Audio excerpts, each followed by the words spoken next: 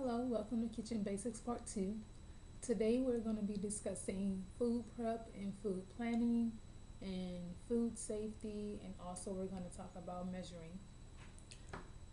Okay, so the first thing you want to do when you go into the kitchen to cook anything is wash your hands, of course. Um, if you're going to be dealing with raw meat, it's best to have gloves if you have them. If not, that's fine. But if you do have them, like we have these. Just got these from Kmart. They're disposable gloves, latex free, powder free. So if you have gloves, something kind of like this, or any kind of gloves, that's great if you're going to be dealing with raw meat or raw fish or raw anything. Well, not raw vegetables, but any kind of raw meat or fish. If you have gloves, it's best to use them. But if not, and you have to use your hands to touch that meat or fish, make sure you wash your hands after you touch it every single time. So if you wash your hands and then you have to pick it up to put it in a pan or in a bowl or whatever, you need to wash your hands again before you touch anything else. And this is to prevent food poisoning. Some other things, if you whatever cutting board you're using or knife you're using to for the for the meat or fish, whatever it is it may be like that, don't use that on anything else before washing that stuff. Okay, so if you're cutting up your meat with a knife, don't just step over and start cutting your vegetables with a knife as well. You need to use a different knife or wash that knife really good with soapy water. Also, you need to make sure the surfaces are wiped when you're done. Make sure you get a hot soapy towel and wipe down cabinet or table or whatever it is you were cutting on to make sure that there's no bacteria left behind from that meat. Also, as far as working in the kitchen, you never want to leave plastic on the stove. You don't want to leave towels on the stove. Anything that can burn, anything that you're not cooking in really doesn't need to be on the stove. If your spoons and stuff you're using, you can sit that on the side on the counter or on a plate somewhere. Don't sit it on the stove. Also, if you're not using it, if you have to stop and prep something else, remove the pan from the heat. If it's an empty pan, don't leave an empty pan just sitting on the heat for it to burn. Remove from the heat until you're ready to use it. When you're done doing whatever you're cooking, immediately turn off the stove, or if you're using the oven, immediately turn off the oven. Also, when you're using the oven, you want to check to make sure that there's nothing in the oven before you start, because you never know what could have been left in there. Let's see, there are going to be cleaning supplies most likely left in the kitchen. You do not spray cleaning supplies around the food. You do not store them with the food. It needs to be separated from wherever the food is. Let's see. Also, you want to make sure your hair is pulled back when you're in the kitchen. Don't want to get hair in the food. And that's pretty much it for that. See if I can think of something else real quick.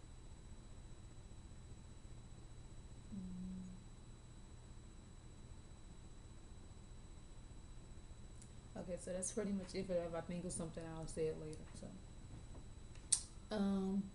next thing, food prepping. If you're gonna be cooking, first thing you need to know is how many people you're going to be cooking for.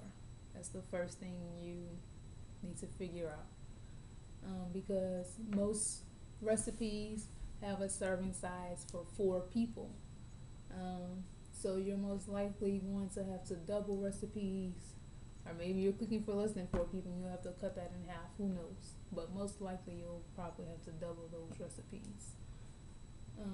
So that's the first thing you need to know is how many people you're cooking for, so you can know how much food to buy. Second thing, of course, is figuring out what you're going to cook.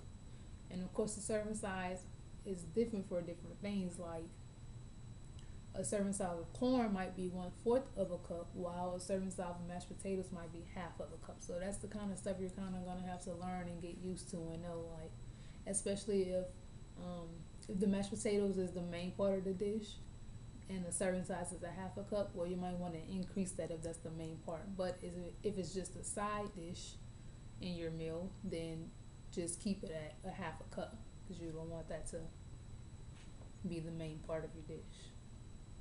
So that's gonna change depending on what you're cooking. With the meat, I normally follow the for steak and ribs, things like that.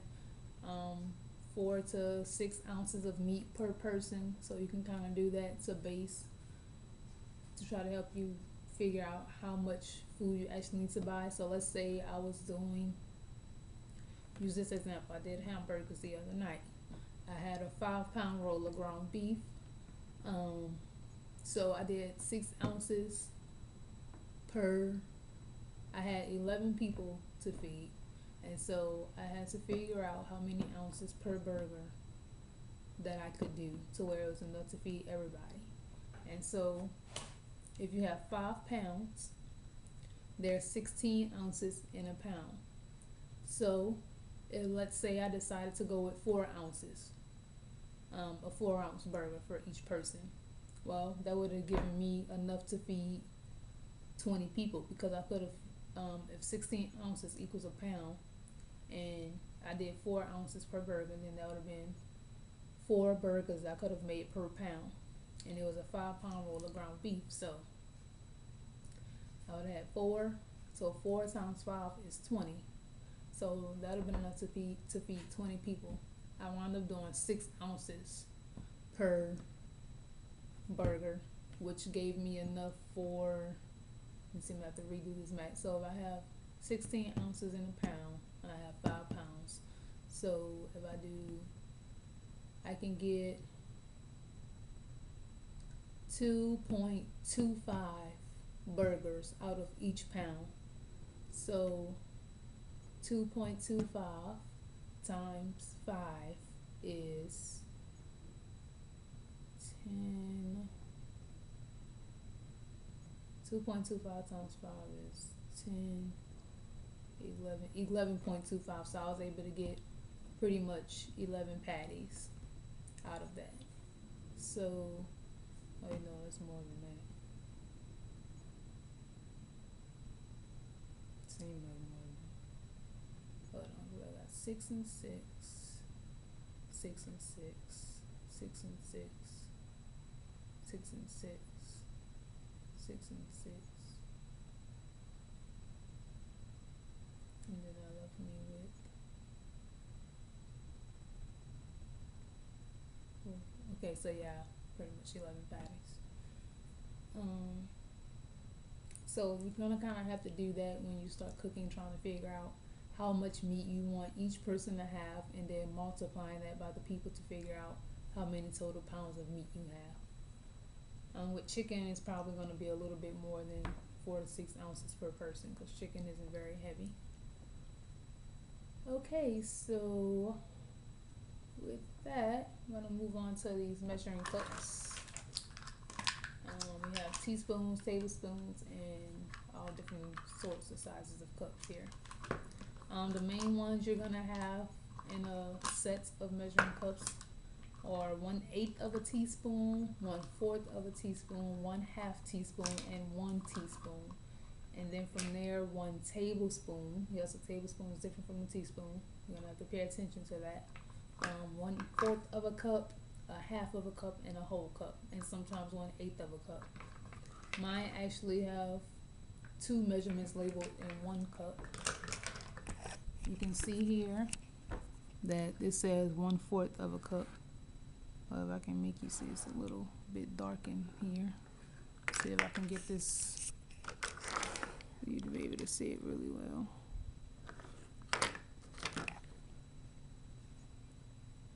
Okay, so you can see on the handle. Okay, hold on, pause. Okay, so you can see on the handle here a little bit because it's kind of dark in here. Hold on, let me turn up this light.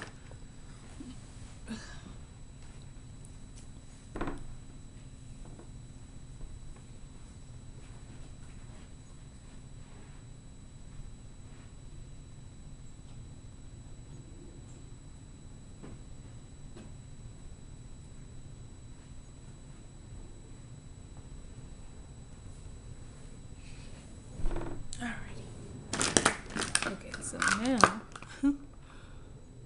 it's still kind of hard to see because my camera just isn't. There it is. Okay, see how it says 1/4 of a cup there, and then on the inside of it,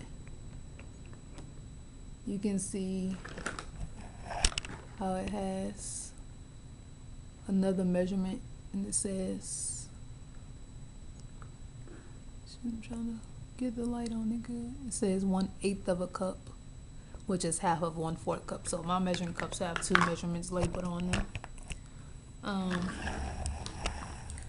So sometimes you're not gonna have a certain measurement that's listed in the recipe, and you're gonna have to use the other measuring tools to combine them or take away in order to make that measurement. So we're gonna look at an example here. So this is, for this recipe, I'm gonna look up the stuff that we can actually measure. I don't know why this is like so bad. Let's see, hold on a second. Okay, so for this recipe, this is like really bad. I don't know why it's so blurry like that.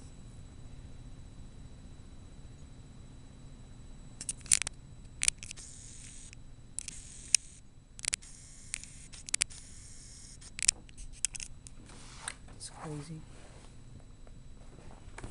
Okay, I'm trying to get it right here. Just bear with me.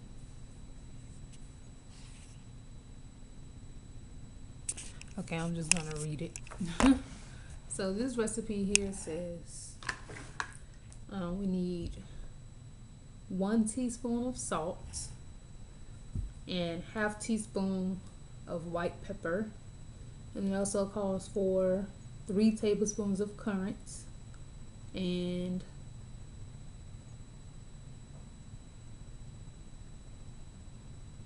let's find a different one.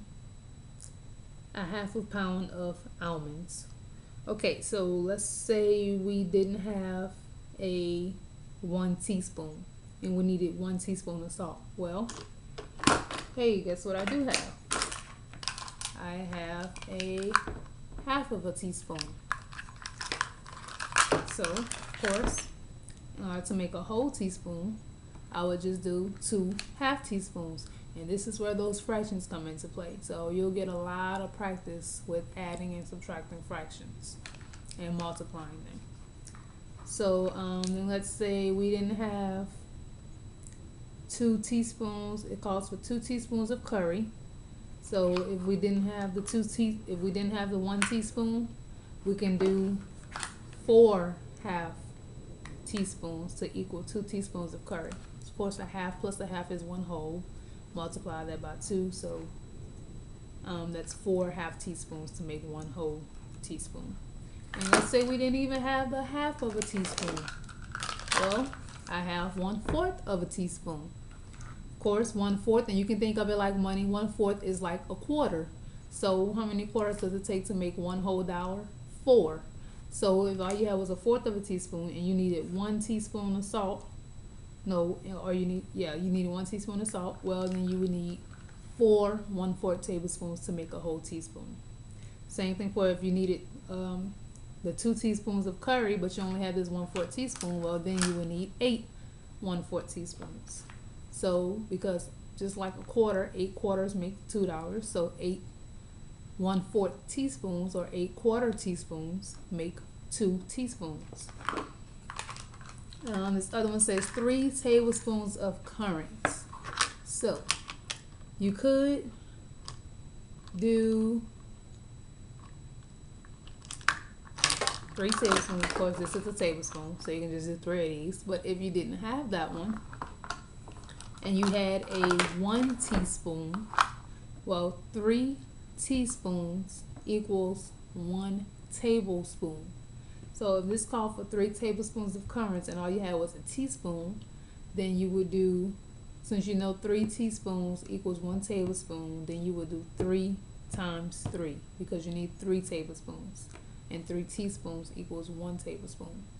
So you would have to do 3 teaspoons 3 times, or 3 times 3, which is 9. So 9 teaspoons would equal 3 tablespoons. So make sure you're writing this down so you can remember these kind of measurements, because that one you're going to have to really remember. 3 teaspoons equals 1 tablespoon. Okay? And also, just to say this real quickly, 16 tablespoons equals 1 cup. That's 16 tablespoons equals 1 cup. 32, no, I'm sorry. So 16 tablespoons equals 1 cup. So 16 times 3 would be 8, 1, 3. So 48 teaspoons equals 1 cup. Okay? So 16 tablespoons is 1 cup. 48 teaspoons is 1 cup. Alrighty, so let's look at one more recipe just to give another example of how you can swap those measuring cups out. Try to find one with a third in it.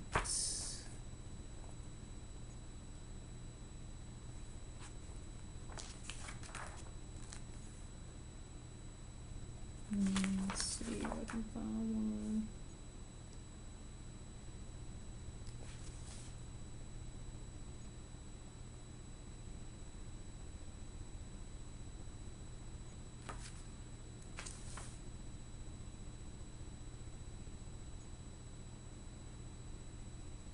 Okay, so this recipe calls for 2/3 cup of salad oil.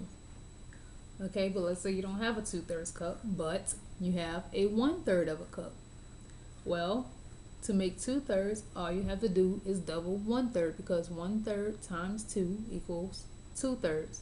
So if you didn't have a 2/3 of a cup, you would just, where is my 2/3 of a cup?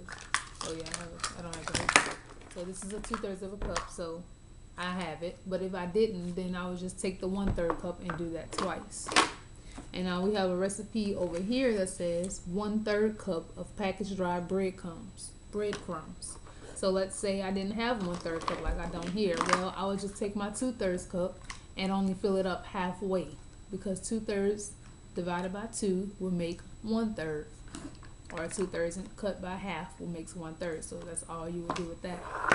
Another handy thing, 2/3 plus 2/3 plus 2/3 is actually 2 cups. So, and I'll tell you why, because you can have 2/3 of a cup and then 2/3 of a cup, and of course a 1/3 of a 2/3 of a cup plus 1/3 of a cup equals a whole cup. So if you have 2/3 plus 2/3 plus 2/3, well then let's break that down. So we have 2/3 of a cup here, 2/3 of a cup here, and then if you break down the last 2/3 of a cup, that's 2 1/3 cups, which you can split up and combine with the other 2/3 cups, which makes 2 whole cups. So 3 2/3 cups, 2/3 of a cup makes 2 whole cups, and 2/3 of a cup plus 1/3 of a cup makes a whole cup. So like I said, make sure you're writing this stuff down, and what I want you all to do, we're actually going to stop here, that's all I'm going to say about that. What I want you all to do is either get a cookbook and look at the measurements of the items and just practice doubling those items, or even tripling them, or dividing them by half, or dividing them by thirds, things like that. And have your parents help you too, to practice doing that, so you can learn how to combine these measurements and how you can replace the teaspoons with the tablespoons, vice versa, and replacing the different cups, so you can get the amounts that you need, just in case you don't have a particular size. Okay, so that's all we're going to talk about today, and I will see you all next week.